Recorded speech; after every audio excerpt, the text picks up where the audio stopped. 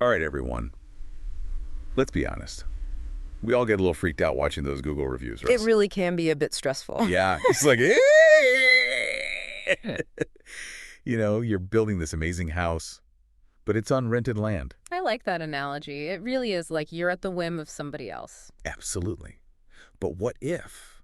What if there was a way to build a reputation so strong, so unshakable, that even if Google just vanished tomorrow, poof, Like Thanos snapped his fingers. right, you'd still be packed with patience. Your business wouldn't even skip a beat. That's exactly what we're diving into today. We're looking at the Spiz by Twisty Oh, and yeah. this awesome cheat sheet I found, all about building a reputation that's bigger than Google, way bigger. It all comes down to taking ownership, Yeah. Think of your reputation like a building. Like Yeah. you were just saying. You wouldn't build your dream house on somebody else's property, right? No way. So where do we even start? Like, Right. how do we start laying the foundation for this reputation fortress? It's all about diversification.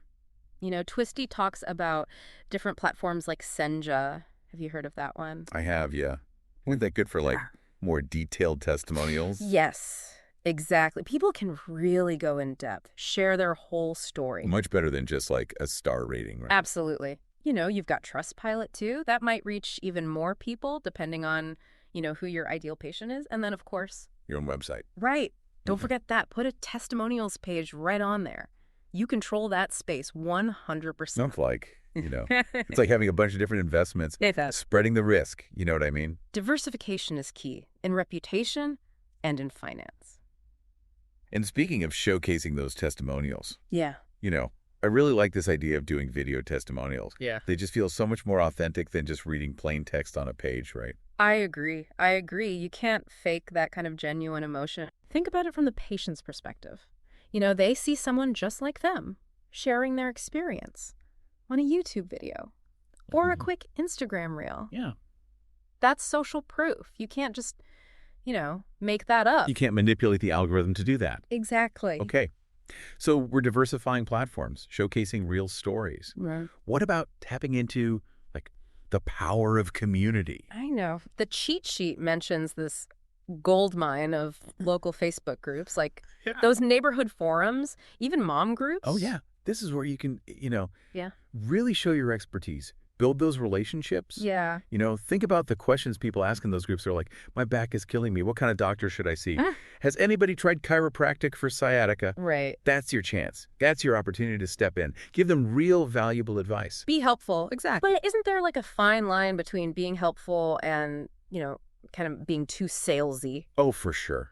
For sure. You've got to be genuine. You're not just dropping links to your website. You're adding to the conversation. Right. Like, say someone's asking about sciatica in a Facebook group. You could share, like, a helpful article about sciatica relief. Yeah. And then just casually mention, hey, by the way, I've also helped a lot of patients overcome sciatica using, similar techniques. Feel free to reach out if you have any questions. You're not trying to take over the conversation. You're just being a good neighbor. Exactly. Yeah. We're being a helpful expert. Who also happens to, know what they're talking about. Right. Okay, I love that. Now, what about this idea of stealing authority? It sounds a little, underhanded. Yeah, it's about positioning yourself as an expert, but strategically. Think Reddit, Quora, X, which used to be Twitter. Right, big audiences. Huge. And they're all looking for answers. And you, my friend, you have those answers. Yeah. So you go on there, answer questions in your field. Yeah.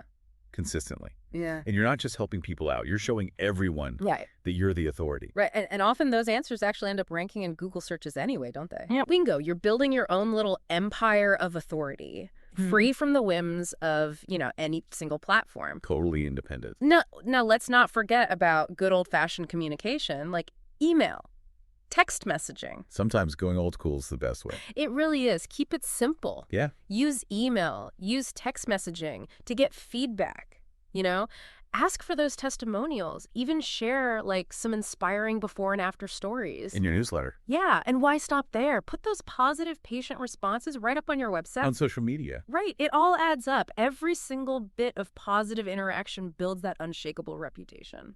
Love it. Okay, speaking of visibility. Yeah. I know Twisty talks about being listed on every single directory. Yeah. But realistically, How can anyone manage that? It just seems overwhelming.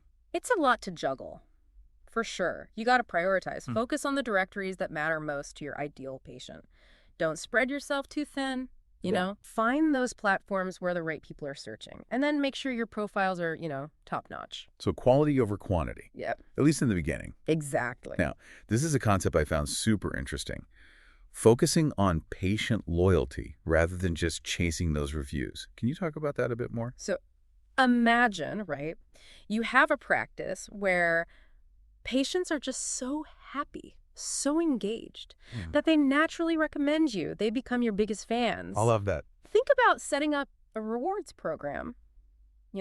Twisty talks about consistency rewards. You incentivize people to keep coming back, refer their friends. Build that community. Yes. It goes beyond those individual reviews. It's a whole different level. It's like building a loyal following, right? Not just a bunch of one-time reviewers. Precisely. And finally, we've got the secret weapon, case studies. Oh, yeah. Those. Why are those so effective? Put yourself in the patient's shoes for a minute. What would you find more convincing? Just a list of, 5-star reviews. Or a story. A real story about someone just like you who had the same problem and got amazing results. Right. Makes sense. Case studies, like, from sciatica to pain-free. They create that connection. It's a way. It shows people that your methods really work, and it's not just you saying it. It's proof. Real people. Yeah. Real results. And you can share those case studies in so many ways, blog posts, email newsletters, even quick videos on Instagram. Keep it interesting. Yeah. So, as we wrap up here, what's the biggest takeaway you want our listeners to walk away with today? It's simple, really. Build a reputation that can stand on its own. Bigger than Google, bigger than any single platform. Own your story, diversify, engage with your community, and make those patient relationships rock solid. It all comes back to relationships. I'll leave you with this thought. If Google reviews disappeared, poof, tomorrow, gone, what would be your strongest move? What would you do to build trust and attract new patients? That's what you need to figure out. Awesome advice. Thanks for joining us for this deep dive, and we'll see you next time. Take care.